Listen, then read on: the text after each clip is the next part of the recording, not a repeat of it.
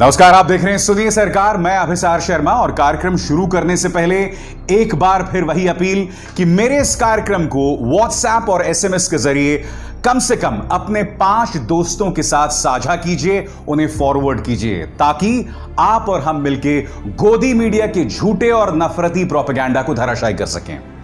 और आज सुनिए सरकार में मैं आपके सामने लेकर आया हूं एक बहुत बड़ा मुद्दा। डॉक्टर कफील खान जो इस वक्त आपके स्क्रीन पर हैं, वो शख्स जो 200 दिन तक नेशनल सिक्योरिटी एक्ट 1980 के नेशनल सिक्योरिटी एक्ट के अंतर्गत जेल में बंद था, पिछले 200 दिनों से उसे रिलीज करने के, रिहा करने के आदेश अदालत ने दिए हैं। आज एक सवाल मैं पूछना चाहता हूं योगी सरकार से। क्या आपने डॉक्टर कफील खान को सजा इसलिए दी क्योंकि वो एक मुसलमान है? क्या इस देश में कानून का निजाम कोई नहीं है? क्या इस देश में नैतिकता कोई नहीं है? डॉक्टर कफील खान जिस दोजख से, जिस नर्क से गुजरे हैं ना, आप और हम उसकी कल्पना भी नहीं कर सकते। क्योंकि कार्यक्रम में मैं आपको आगे बताने वाला हूं, एक शख्स को सिर्फ 11 दिनों के लिए जेल में बंद कर दिया गया था और वो संसद में बिलख बिलख कर रोए थे। मैं आपको यह भी बताऊंगा सबूत के साथ कि किस तरह से मुसलमान होने की सजा डॉक्टर कफील खान ने भुगती, जो हमारे समाज के लिए, हमारे लोकतंत्र के लिए कोई बहुत अच्छी बात नहीं है।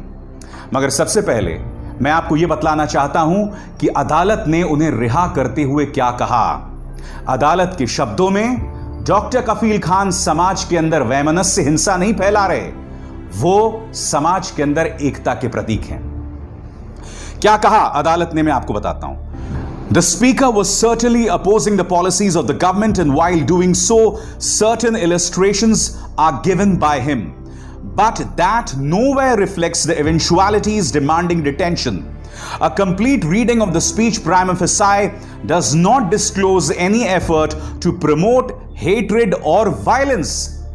It also nowhere threatens peace and tranquility of the city of Aligarh. The address gives a call for national integrity and unity among the citizens. क्या कह रहा है अदालत का यह आदेश?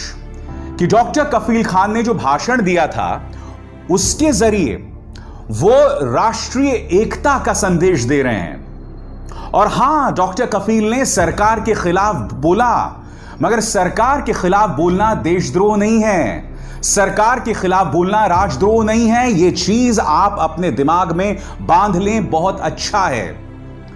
यह बात कोई और नहीं बल्कि अदालत कह रही है कि सरकार के खिलाफ बोलना, इसका अर्थ यह नहीं कि आप उन पर नेशनल सिक्योरिटी एक्ट लगा दें। और बात यहां नहीं रुकती। 42 पन्नों का ऑर्डर है दोस्तों, और मैंने इसे पढ़ने का प्रयास किया है जितना मैं पढ़ सका। और इसमें जो सबसे दिलचस्प बात आपको दिखाई देगी, आखिरी जो 3 पैराग्राफ्स हैं, जिसमें एक चीज की तरफ मैं आपका ध्यान खींचना चाहूंगा। इस पैराग्राफ पर जो आपके स्क्रीन पर है, इसमें कहा गया है कि डॉक्टर कफील खान, उनकी नजरबंदी को 1 नहीं 2 बार बढ़ाया गया, उसके दायरे को 2 बार बढ़ाया गया। और कारण क्या बताए गए कि डॉक्टर कफील खान बेशक जेल में हैं, मगर उनका संपर्क बना हुआ है अलीगढ़ मुस्लिम यूनिवर्सिटी के विद्यार्थियों से, और उसके जरिए वो समाज में अराजकता फैला रहे हैं। तो भाई, डॉक्टर कफील खान तो जेल के अंदर थे। अदालत ने कहा कि आपके पास ऐसे कोई प्रमाण नहीं है इस बात को साबित करने के लिए कि डॉक्टर कफील खान जेल के अंदर मोबाइल फोन्स के जरिए उन विद्यार्थियों से संपर्क में थे, नंबर 1।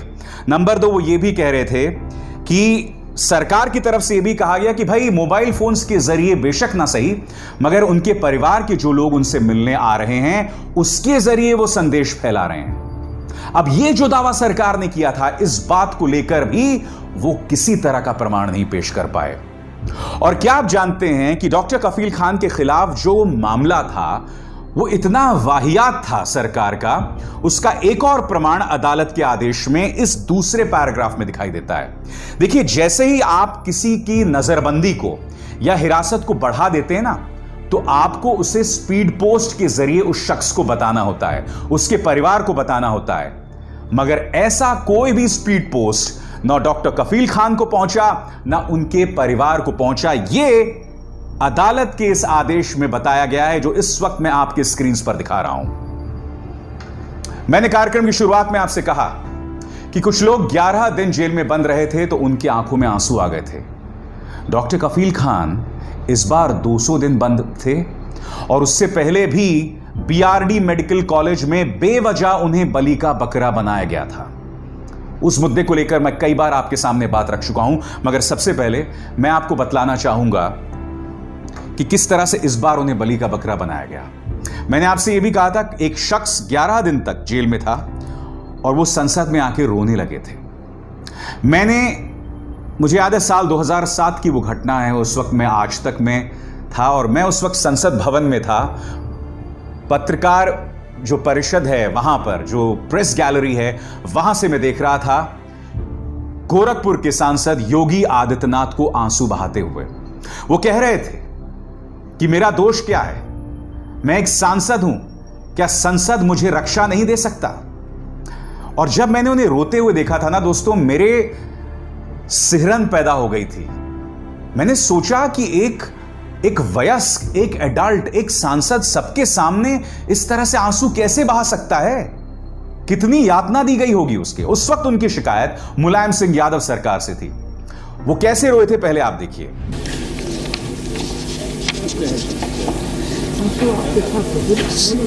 सर मुझे बोले don't be tell him go on little Yogi ji we all respect you, please if we shall certainly look into it, I tell you। अध्यक्ष, मैं तीसरी बार गोरखपुर से लोकसभा का सदस्य बना हूं। पहली बार मैं 25,000 वोटों से जीता था, दूसरी बार 50,000 से जीता और तीसरी बार लगभग 1.5 लाख मतों से मैं गोरखपुर से चुनकर के आया हूं। लेकिन पिछले कुछ समय से महोदय राजनीतिक विद्वेष के तहत मुझे जिस प्रकार से राजनीतिक पूर्वाग्रह का शिकार बनाया जा रहा है, मैं केवल आपसे अनुरोध करने के लिए आया हूं, क्या मैं इस सदन का सदस्य हूं या नहीं हूं, और क्या यह सदन मुझे संरक्षण दे पाएगा या नहीं दे पाएगा? You are a very honorable member of the house। मुझे संरक्षण नहीं दे सकता है तो मैं आज ही सदन को छोड़ करके वापस जाना चाहता हूं। ये छोड़िए सब। मैंने कोई महत्व नहीं रखता महोदय। मैंने अपने जीवन से संन्यास लिया है अपने समाज के लिए। मैंने अपने परिवार को छोड़ा है, मैंने अपने माँ बाप को छोड़ा है, लेकिन आज मुझे अपराधी बनाया जा रहा है महोदय, केवल राजनीतिक पूर्वाग्रह के तहत।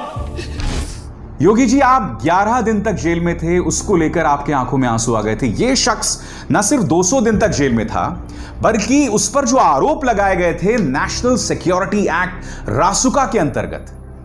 अब अदालत आपकी सरकार पर तमाचा मार रही है, यह बता रही है कि डॉक्टर कफील खान तो राष्ट्रीय एकता के प्रतीक हैं। उन्होंने जो भाषण दिया वो राष्ट्रीय एकता का प्रतीक है।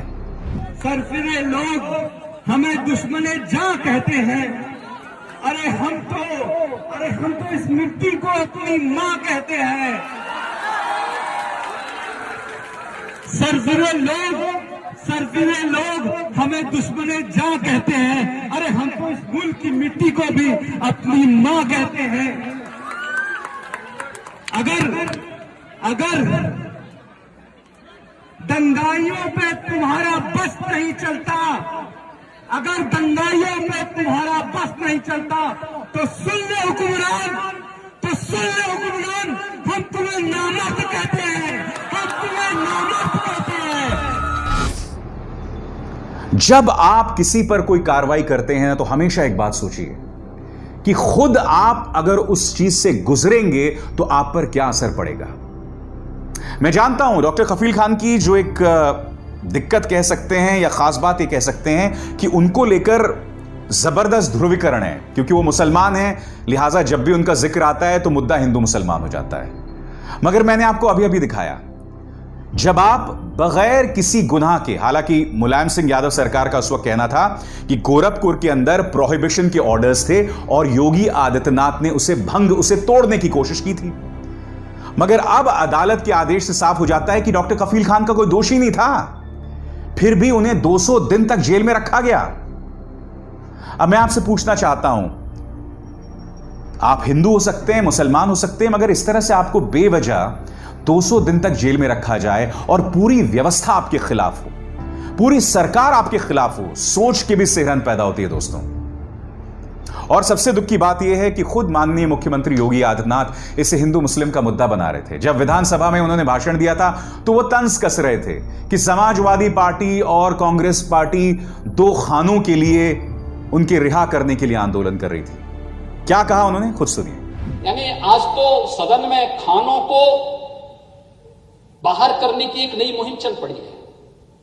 सपा एक खान के लिए, कांग्रेस दूसरे खान के लिए कि साहब इनको रिहाई करो, यानी कानून का उल्लंघन करेंगे, कानून को ठेंगा दिखाएंगे,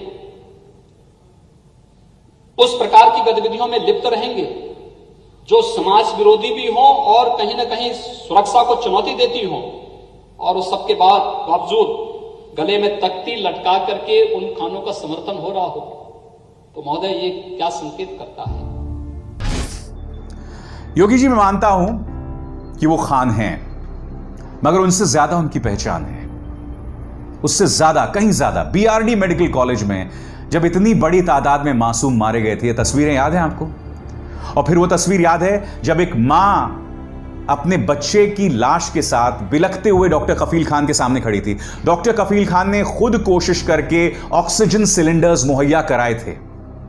कैसे कराए थे, क्या कराए थे, वो एक अलग मुद्दा था, मगर कम से कम ये शख्स कोशिश कर रहा था। जो तमाम आरोप प्रशासन ने उस वक्त लगाए थे वो सब धराशायी हो गए, उस मुद्दे को लेकर भी वो रिहा हो गए। मगर ऐसा लग रहा था ये शख्स लगातार योगी सरकार को खटक रहा था, इसलिए उन्हें लगातार टारगेट किया जाता रहा। मैं आज एक बात बोलना चाहता हूं, डॉक्टर कफील खान, आपका संघर्ष अभी खत्म नहीं हुआ है। आने वाले दिनों में आपको संघर्ष का सामना करना पड़ेगा, क्योंकि आपसे बौखला गई है एक व्यवस्था, एक सरकार, और वो वजह ढूंढती रहेगी आपको टारगेट करने के लिए।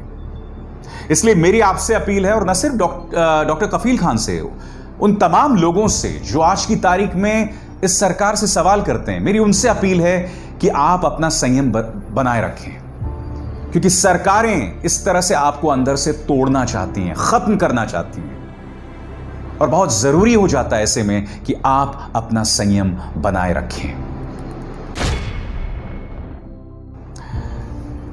इस कार्यक्रम को करने का मकसद सिर्फ यह नहीं था कि डॉक्टर कफील खान को लेकर अदालत ने एक बहुत ही तल्ख आदेश दिया है, जो कि कहीं ना कहीं करारा तमाचा योगी सरकार के मुंह पर। मुद्दा वो नहीं है, मुद्दा यह है कि आप हिंदू हो सकते हैं, मुसलमान हो सकते हैं, जब सरकार आपसे नाराज हो जाती है तो वो किसी भी हद तक जा सकती है आपको बर्बाद करने।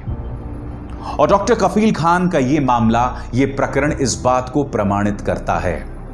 मैं उम्मीद करता हूं कि सरकार इस तरह के वैमनस्य, इस तरह की नफरत से बाज आएगी, क्योंकि डॉक्टर कफील खान एक डॉक्टर हैं। अगर कोरोना काल के वक्त वो बाहर होते तो यकीनन उनका योगदान सार्थक होता, जैसे कि आपने पहले भी देखा था।